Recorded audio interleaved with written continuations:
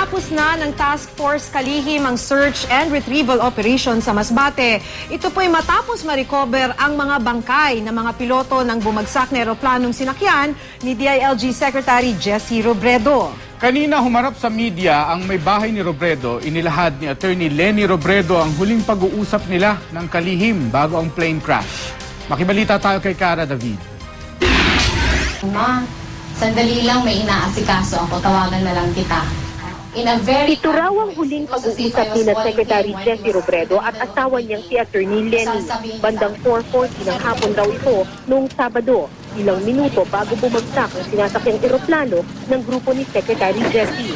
At nang makarating sa kanya ang balitang nag-crash ang eroplanong sinasakyan ng kanyang asawa, agad daw siyang nagdasal. Simpleng asawa at ama raw si Secretary Jessie. Tuwing weekend, umuwi siya sa pamilya sa Naga City dahil gustong-gusto raw ng kalihim na makasama ang kanyang pamilya. Every time he comes home, he wants to feel like a regular dad, a regular husband. Batid din ni Attorney Leni na may ilang bumabatiko sa aide camp ni Robredo na nakaligtas, si June Abrasado. Pero ipinagtanggol niya ito at pinasalamatan pa. Nagpapasalamat kami kasi nabuhay siya. Nagpapasalamat kami kasi alam namin na binantayan niya yung asawa ko.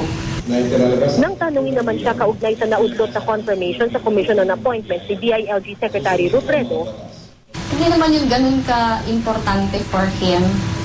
I think yung mas importante sa kanya na nagawa niya yung kanyang trabahong mahusay.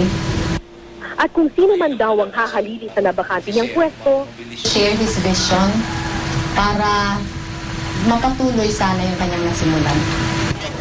sa huli sinabi ni Attorney Leni na wala nang mahihiling pa para sa sarili niya si Secretary Jessie. Kung meron man daw, para sa mga anak na lang nila. At sa biglaang pagkamatay ng kalihim, handa raw si Secretary Jessie para rito. Yung klase ng death na inabot niya, talagang ko reward yun sa lahat ng magandang ginawa niya. And I think he was prepared to face the Lord. Cara David, GMA News. Siguro po na